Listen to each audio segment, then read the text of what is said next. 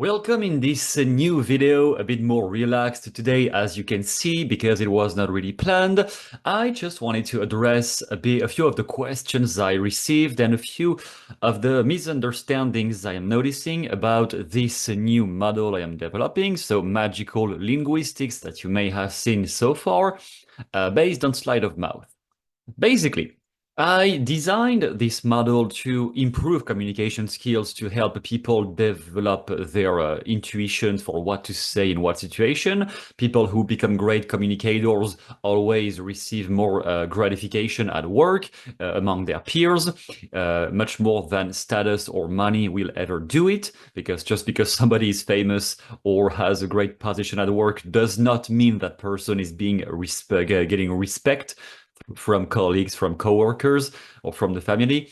And your communication skills is the essence of what will get people to listen to you, to respect you. And when you have some ideas to propel, how can you articulate them so that people agree with you because you have been respecting their model of the world and presented your ideas in the best way possible. So I designed this model with those goals in mind. And on purpose, I made it so that you just have the direct language patterns available in any of the breakdowns on this channel. You can see that.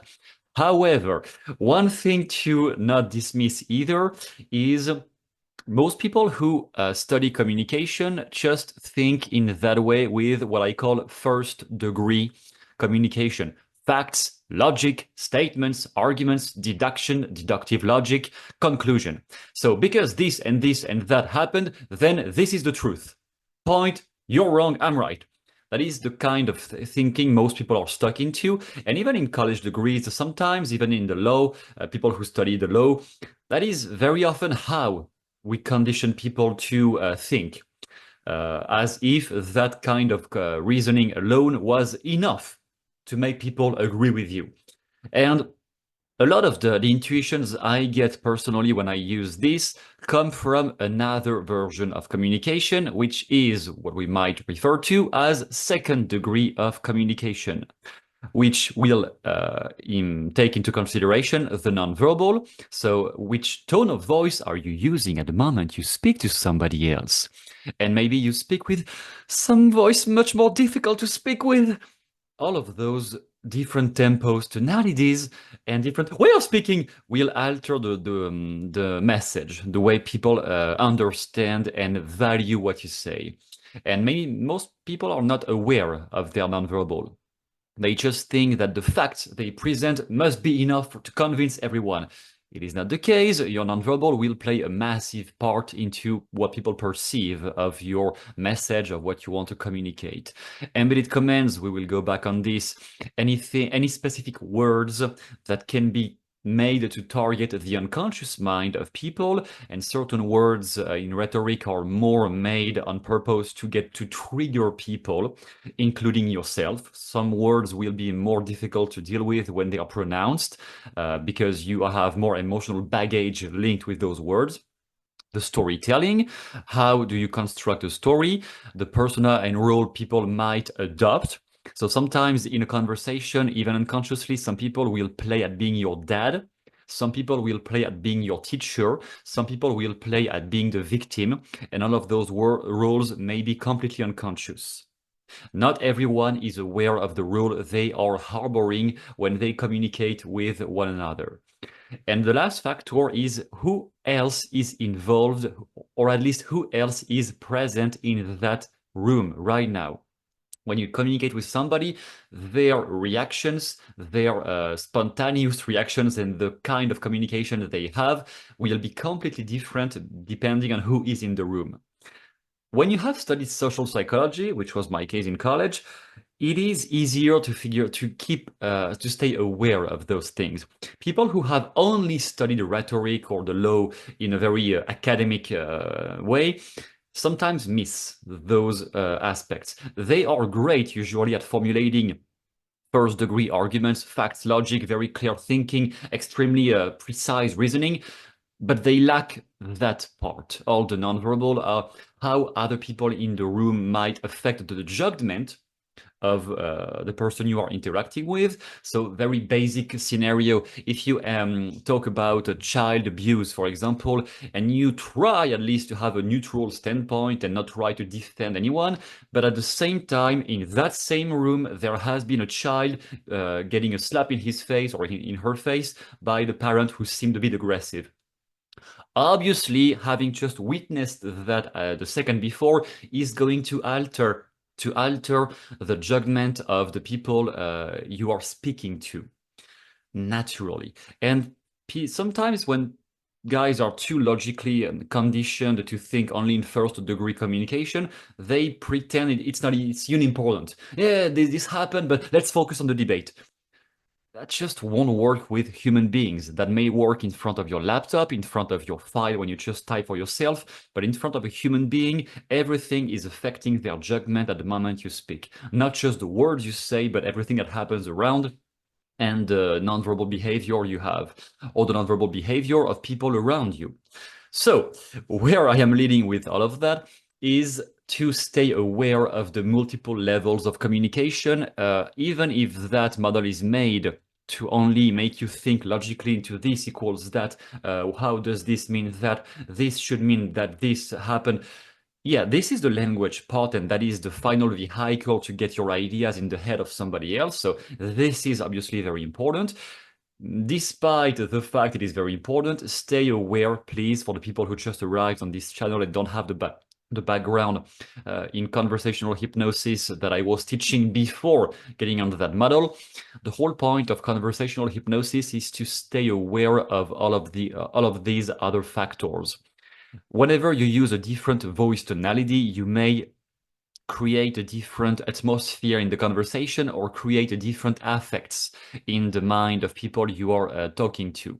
Sometimes a great hypnotist in training rooms, when you go into hypnotherapy classes, they say the trainer might say one thing, and actually that one thing he says to you is actually intended for somebody else in the room, and you may not even know that. You just think, oh yeah, he tells me something, and yeah, it's interesting, but I don't really see how I can apply that. Yeah, you don't see how you can apply that because the trainer has actually said something intended for the unconscious mind of somebody else in the room.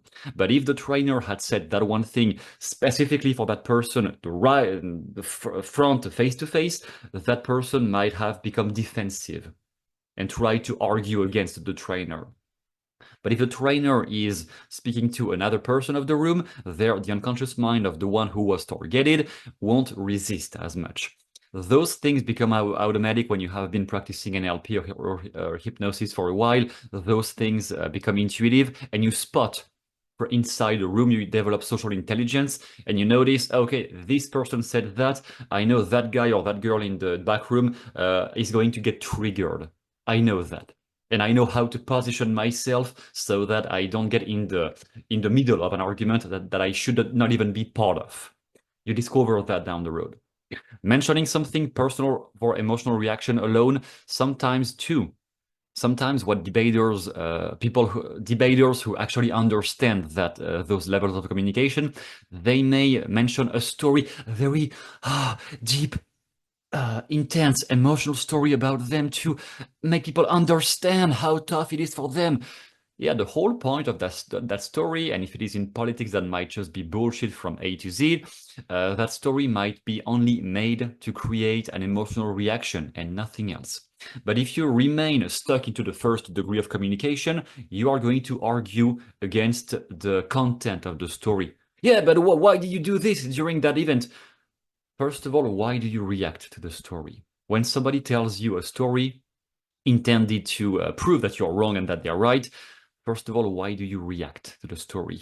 Why don't you question why they said that? Because if you are an advanced hypnotist, you can notice that maybe they said that only from the intention to get you mad or to make you appear as the bad guy in that argument, for example. In that case, what I just did was the intent pattern, pointing out to the intent of the interlocutor. But You only use that model at full potential when you stay aware of all of those other parameters. It's not just the words, it is the nonverbal, what happens, the state, in which emotional state the person is into at the moment you are speaking to them. If they are angry, mad, pissed off, depressed, they just had really bad news, of course they are going to argue with you more just because they are not in the right state. In that case, maybe you need to talk about something positive or light first, and once they ease down, then you can go into a topic of conversation that is more sensitive. Those things are things you need to remain aware of, and as a conclusion, as much as possible, when you want to develop your communication skills, take some distance from the first degree. I know this is very stimulating to think there is just one phrase you can say to anyone and it will shut them down, like a pattern interrupt. Yeah, those things happen once you have a good grasp of the emotional states and of the social situations you are part of. So take some distance from the first degree of communication, stay aware of the emotional state people are into at the moment you are interacting with them, and at the same time, stay aware of the emotional state you are into at the moment you speak to anyone. Obviously, if you enter a conversation or any kind of debate in a very depressed, sad, low state, your skills are not really going to be cognitively advanced at this moment, and that is completely normal. Stay aware of the relationship between the people in the room. If you are arguing with somebody and there is like basic example, you argue with a guy and there is a girl in that room that the guy wants to impress because he wants to get her into his bed. Obviously, if you have this guy in front of you, he will try to act tough just because the girl is there. You remove the girl from the room, he will definitely try to act less tough and less like a big macho guy who can prove you wrong. So those things are things to stay aware of. Pick your fights. Some verbal fights are not even required because you're not even the target of that argument sometimes. So what is the relationship between the people present in that room? What are the kind of hidden agendas between people who might listen to you in the room you are part of?